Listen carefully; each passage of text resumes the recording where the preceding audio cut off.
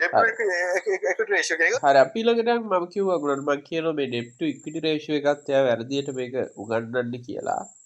ඉතින් මේක හරි ඒ ලෙවල් ළමෙක්ට හැබැයි මේක කොටස් වලට බලලා ආයුර්වේදයට හරියන්නේ නැහැ මේක. මෙහෙම කරොත් එම මිනිස්සු අනාථ වෙනවා.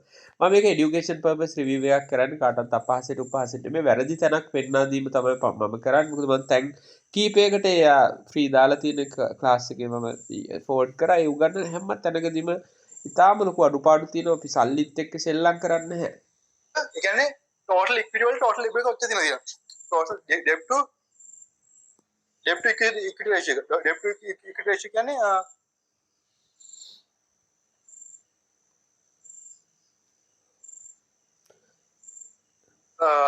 debt to equity ratio දෙනවා. ඒ කියන්නේ debt to equity ratio කියන්නේ total equity වලට total equity දාන අනුපාතය. කියන්නේ මේකේ total equity 9500 total equity 6000. ඒතර ඒක එකට වඩා අඩුයි කියන්නේ හොඳයි. ලොකු රිස්ක් එකක් නැහැ. කියන්නේ අතන ටොප් දැන් කම්පැනි එක අතර පස්සේ එයා කියනවා එකට වඩා අඩුයි කියන්නේ හොඳයි. ඒතකොට රිස්ක් එකක් නැහැ එහෙම කියනවා. කම්පැනි total equity අතන asset කියන්නේ දැන් asset සමාන වෙනවා equity plus liabilities නේ. asset 20000යි නම් equity 10000යි liabilities 10000යි කියන්නේ debt equity ratio එක එකයි. debt equity ratio අතන හොඳම ගන්න එක වගේ යන එක දෙකකින් ගොඩාක් asset ගොඩක් තියෙනවා. asset ගොඩක් තිබ්බට ඒකේ asset වලින් බහුතරයක් assets තියෙන liabilities තියෙනවා. ඒක ලොකු රිස්ක් එකක්. ඒ කියන්නේ දෙකට වඩා වැඩි නේද? ලොකු debt equity ratio මේක හදලා ගන්න මේක තියෙන සල්ලම දේවල් මේ තියෙන්නේ. ඒ තියෙන්නේ debt equity ratio කියන්නේ total equity වල total debt දාන අනුපාතය. ඒතර ඒක 0.5 කියන්නේ conservative. ඒ කියන්නේ 0.5 කියන්නේ අපි එකත් 1.5 තමයි හොඳම. ඒ 0.5 එකත් 1.5 තමයි හොඳම. ඒකට හේතුව මෙන්න මේක. කියන්නේ එකත් 1.5 තමයි හොඳ වෙන හේතුව තමයි විතර ඒ 0.5 උඩේ හොඳ වෙන හේතුව අද කම්පැනි එක තමයි ණය ගන්නත් ඕන. හැබැයි 0.5 කියන්නේ රේෂියෝ ගණන් අඩුයි කියන්නේ ණය ගන්නෙම නෑ කියන්නේ. ණය ගන්න තු කම්පැනි එකේ ඒතර ලොකු ලාභයක් ඇත්තටම හොඳ කම්පැනි කියන්නේ සල්කි ණය ගන්නවා. ණය ගන්න ගමන් ඒක එකෙන් හොඳ රිටර්න් එකකුත් ගන්නවා. කියන්නේ ඒක අපි කියන පස්සේ මයිදල් මේ ඉන්ටර්නෙට් එකේ තියෙන මොකක් හරි එකක් ඕපන් කරගෙන ඒක තමයි කියන්නේ weighted average capital කියලා. weighted average cost of capital කියලා. WACC කියලා දෙන concept එක ඒකත් මේක කියලා දෙන්න පුළුවන්. ROC return on capital employed සහ WACC weighted average මේක cost of capital. සම්පූර්ණයෙන් ඒ වගේ අපිට මේක පැහැදිලි කරන්න පුළුවන්. debt to equity ratio. debt to equity ratio එක අතර පස්සේ 0.5 එකත් 0.5 ඒක තමයි හොඳ ගන්න. ඒ කියන්නේ සාමාන්‍ය ණය ගන්න මම හිතන්නේ මෙහෙම මේ ජීවිතේට ෆයිනෑන්ෂියල් එකක් ඕපන් කරලා බලලා නැති කෙනෙක් තමයි මේ වගේ දෙයක් කියන්නේ. මොකද දන්නවද? ගැටලු තියෙන්නේ මේ කවදාවත් බැංකු වල ෆයිනෑන්ෂියල් කම්පැනි වල ඉන්ෂුරන්ස් කම්පැනි වල මේ විදිහට ඉන්නේ නැහැ. ඒක ඉන්ඩස්ට්‍රි එකට වෙනස් වෙනවා. එකට අඩු නම් හොඳයි, එකට වැඩි නම් නරකයි. ඕ වගේ මේ එකයි දෙකට වැඩි නම් හයි රිස්කි. මට මේ පුළුවන් නම් බැංකුවක් පෙන්වන්න මේ දෙකට අඩු ඉන්ෂුරන්ස් කම්පැනි එකක් පෙන්වන්න. ඉතින් ඒක එහෙම ගන්න බෑ. දැන් මේක බලලා ඉවරලා කවුරු හරි දන්නේ නැති කෙනෙක් මේක බලලා බය මේ කියන්නේ මේ ඔක්කොම බැංකුව එහෙම අතාරී. ඒ කියන්නේ මේක දෙකට වැඩි කියලා මේක හොඳයි ඒ ලෙවල් ළමෙක්ට රේෂියෝ එකක් ඉගෙන ගන්න. හැබැයි මේ කොටස් වෙළඳපොළ සල්ලි ආයෝජනය කරනවා වගේ බාර දූර තමන්ගේ සල්ලිත් එක්ක කරුදු කරන එකට මේක ගැලපෙන්නේ නැහැ.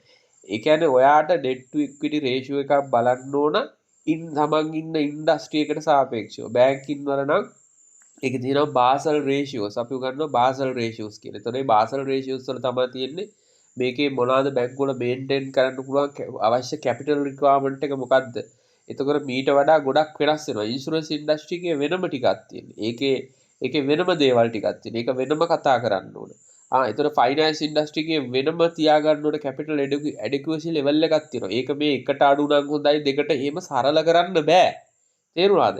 එක ඉන්ඩස්ට්‍රි එකට වෙනස් වෙනවා. ඒක මේ එකට අඩු නම් හොඳයි දෙකට අඩු නම් එහෙම කියලා බබාලට වගේ ඒක උගන්නන්න බෑ. ඒක ඇවිල්ලා එහෙම ගන්න බෑ. ඒක ක්වොලිටි එක බලන්න. ඊළඟට අරන් තියෙන ණය අරන් තියෙනවා නම් ඒ කියන්නේ ඩෙට් වලයි ඒ කියන්නේ ඩෙට් අරන් තියෙන ඩෙට් වල මොනවාද ක්වොලිටි එක බලන්න. ඒ කියන්නේ ඒක අරන් තියෙන රේට් එක බලන්න ඕන අපි. ඒක රේට්ස් අරන් තියෙන කොච්චර හයි රේට් වලටද අරන් තියෙන්නේ ලෝ රේට් වලටද අරන් තියෙන්නේ. එතකොට අර ඒ වගේ බලන්න ගොඩාක් දේවල් තියෙනවා. එහෙම නැතුව මේ එකට අඩු නම් දැන් මේක බලන් ඉන්න කවුරු හරි එකෙක් මේ මෙන්න මේක එකට අඩුයි කියලා හරි දෙකට වැඩි නම් මේක හොඳ නෑ කියලා ඉවරලා සමහරට හොඳම කම්පැනි අතාරලා මේ සවුත් කම්පැනියක් ගනි. තේරෙනවද? ඒ කියන්නේ කෙනෙක් මේක බලලා ඒකයි මම කියන්නේ සල්ලිත් එක්ක සෙල්ලම් කරන්න එපා.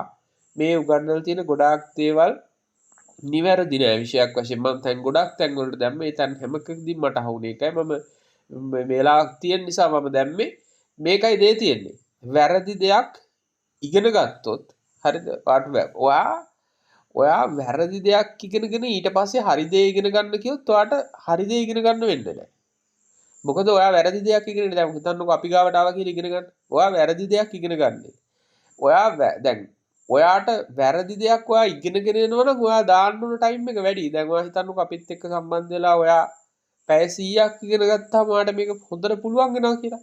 හැබැයි ඔයා මේ වගේ වැරදි දේවල් ටිකක් ඔළුවට දාගෙන ආවන් පස්සේ ඔයාට පැය 200ක් වැඩ කරන්න වෙනවා. එතකොට ඔයාගේ තියෙන මට්ටම තව පල්ලෙහාට යන එක තමයි මේ වගේ දෙයකින් වෙන්නේ. ඒ තියෙන මට්ටම වැඩි වෙන එක නෙමෙයි.